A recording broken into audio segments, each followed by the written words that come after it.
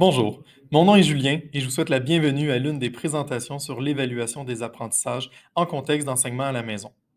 5 choix s'offrent à vous pour évaluer les apprentissages de votre enfant, soit l'évaluation par un centre de service scolaire, une commission scolaire, par un établissement d'enseignement privé, par un titulaire d'une autorisation d'enseigner, par un portfolio et par une ou des épreuves ministérielles qui, elles, sont obligatoires.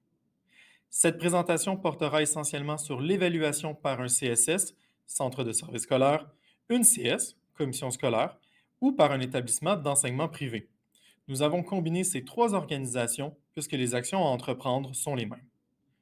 Nous prendrons le temps de donner quelques précisions utiles, d'offrir des exemples, de nommer les actions à entreprendre et quoi transmettre à la direction de l'enseignement à la maison, l'ADEME.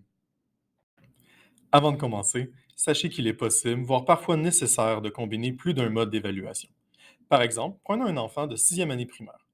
L'enfant serait évalué en français et en mathématiques par des épreuves ministérielles et pourrait être évalué par un centre de service scolaire pour anglais langue seconde, sciences et technologies et univers social.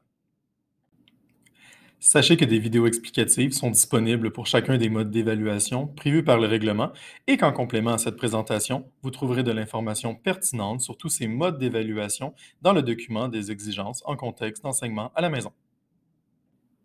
Le rôle de la personne ressource est de prendre connaissance de votre choix, de vous fournir l'information nécessaire et de vous rappeler les actions à entreprendre lorsque ce mode d'évaluation est choisi. Lorsque vous choisissez de faire évaluer votre enfant par un CSS, par une CS ou par un établissement d'enseignement privé, c'est à vous de communiquer avec eux pour les informer de votre choix, pour explorer et pour convenir avec eux des diverses possibilités.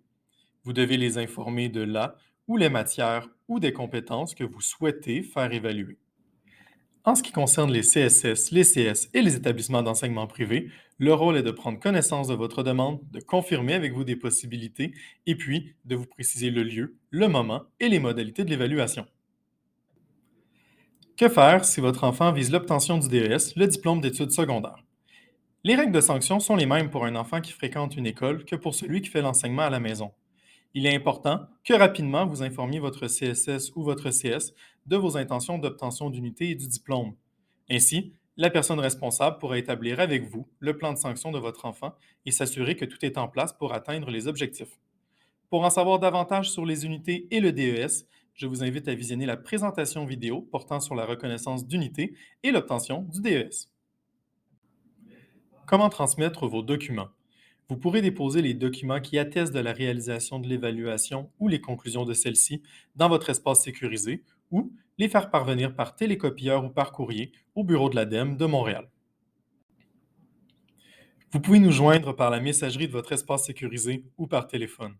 Au nom de toute l'équipe de l'ADEME, je vous remercie d'avoir pris le temps de visionner cette présentation portant sur l'évaluation des apprentissages par les CSS, les CS et les établissements d'enseignement privé.